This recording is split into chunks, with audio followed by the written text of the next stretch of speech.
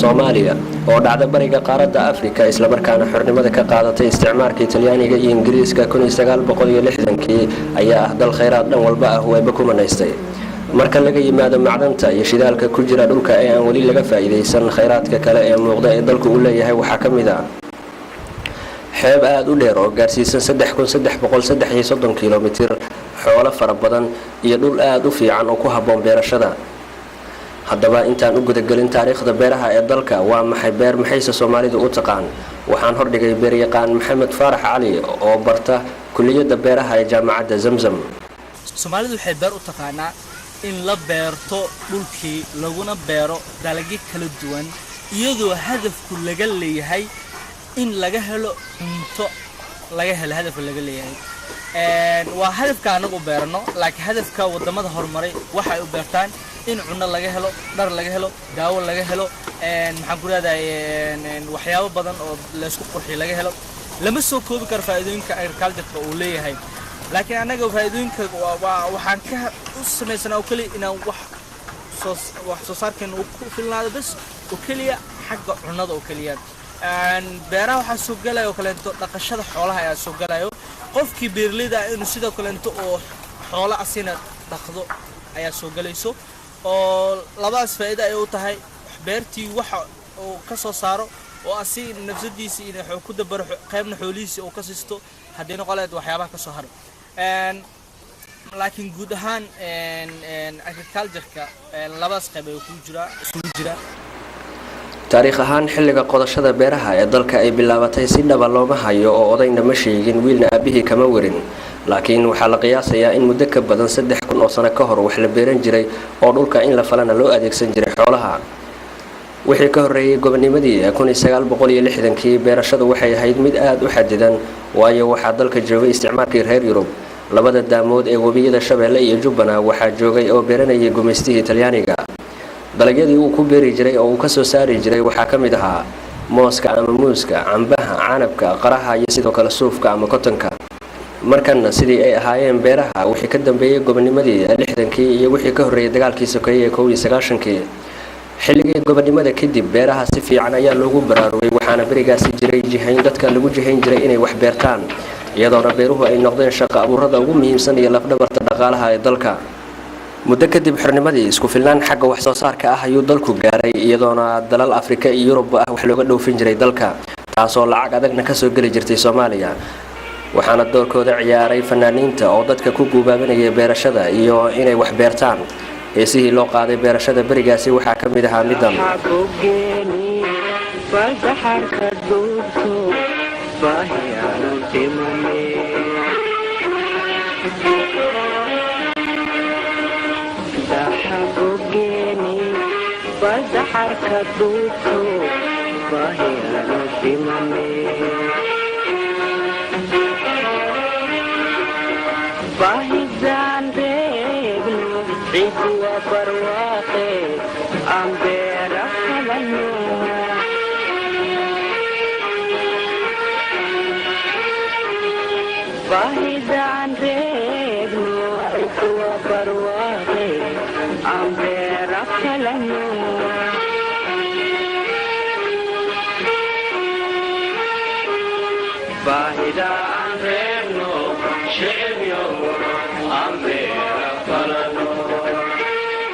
wadarta midka Soomaaliya waa 638 oo kiiloomitir oo laba jibaaran dhul intee leeg ayaa ku haboon beerashada sidii loo baahnaa miyaa looga faa'iideystay dhulkaasi mise waa la dayacay waa kan Maxamed Faarax Cali oo ka jawaabaya su'aalahaasi qiyaas la sameeyay 1985 dhulka ku haboon beerashada waa 8 milyan oo hektar isla xilligaas dawladda Soomaaliya waxa ay beeratay hal milyan oo hektar ay beeratay بدك بالبرشة بقولك واحد ما سدح يتوان بقولك بدك برشة كهبون الصومالية لكن بدكاس آتك وبحدوين سدح يتوان برسنتج كم فائدة سنة ما نلبيرو هل من أي دولة صوماليا حلي جديد سدات شنتي بيرتي وأنا حدي آد ويرمك الله فيه حلي أنا حد اللي جوجو أو بربر كله جرو هل مليون أو هكتر واحد آد ربع حتى مرنا أنت لبيرتو بالبرشة الصومالية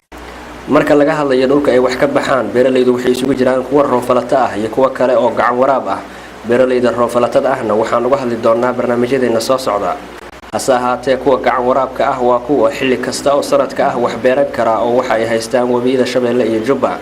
labada wabi ee Shabeelle iyo Jubba ayaa qayb libaax ka qaatay wax soo saarka dalka waxaana ku tiirsan badi dalagyada ka baxa koonfurta iyo bartamaha Soomaaliya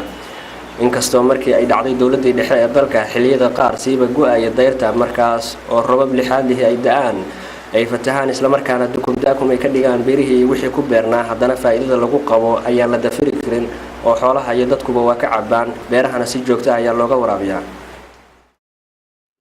labadan wabi oo ka soo gala dalka dhinaca Itoobiya isla markaana mara gobolada Hiiraan Shabeellaha Dhexe Shabeellaha Hoose Jubbada Hoose iyo gobolka Gedo ayaa dhererkooda iyo biiqaadkoodaba waxa ka hadlaya Maxamed Faarax Cali kan ka hadlo dhererka labada wabi Jubba iyo Shabeelle labadoodu waxa biiqaad badan oo biiqaadkiisa iyo dhul waraabintiisu aad u farabadan tahay wabiga Jubba laakiin dhir ahaan waxa dhir dheer wabiga Shabeelle dhulkiisu waxa uu gaarayaa 100 kilomitir ayuu gaarayaa halka wabiga Jubba uu gaarayo dhirkiisu 800 oo kilomitir ayuu gaarayaa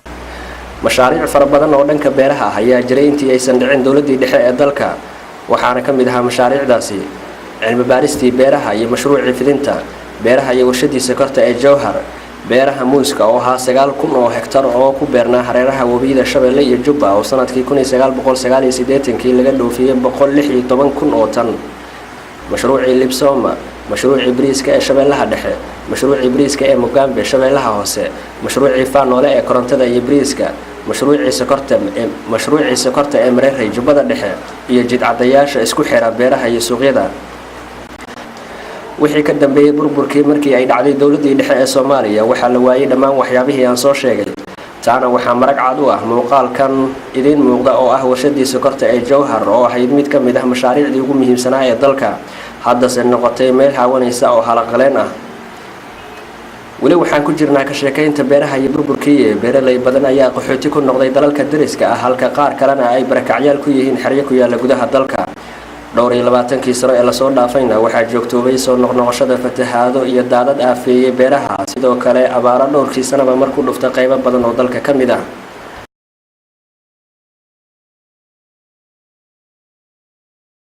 sidaas oo ay tahayna waxaa jira beeralay badan oo u dhabar adeegay duruufahaasi oo dalagyadooda ay camiran yihiin suuqyada halka qaar kalena dhawaanahan loo dhoofinayay dalal ka baxsan Soomaaliya haddaba waxaan ka soo sheekaynay taariikhda beeraha ee dalka wixii ka horeeyay gobonnimadii ka gadaal 60kii iyo sidii wax soo saarka uu caado u maray barisamaadkii iyo hadda oo dhowr iyo 20 sano dib u dhac beeraha iyo wax soo saarku ay ku jiraan haddaba muxuu u muuqdaa wax soo saarka beeraha ee dalka mustaqbalka dhow iyo kan fogba waa kan mar kale Maxamed Faarax Cali hadda xillidan daba marka la fiiriyo dadkii ama dhalintii waxa ay ku baraarugtay barashada cilmiga beeraha waxaad arkaysaa jaamacado badan oo awal aanan keenin qorshahan ugu jirin kulliyadaha beeraha inay wadan ku soo kordhiyaan laakiin hadda jaamacadu loo main bontiga ama kulliyad kasta waxa ay ka doorbideen beeraha oo hadda waa la fahmay dadkii way ku baraarugeen jaamacadu ku baraarugeen dad aqoonyahanna ayaa wacyigelin aad u fara badan ka sameeyay aad ay u mahadsan yihiin wax soo saarka beeraha xilliga mustaqbalka waa mid aad rajo aad u weyn u leh barnaamijka barbaarta iyo beeraha intaas ayaan ku soo koobayaa qaybtan koowaad ee aan uga hadlaynay taariikhda beeraha ee dalka waxaanan u mahadcelinayaa oo igala qayb galay beeryaqaan Maxamed Faarax Cali oo barta kulliyadda beeraha ee jaamacadda Zamzam intaan barnaamijkan kiisa xiga ku kulmi doono waa Cabdishakuur Ibraahim Cabdi oo idinku dhaafaya nabadgelyo la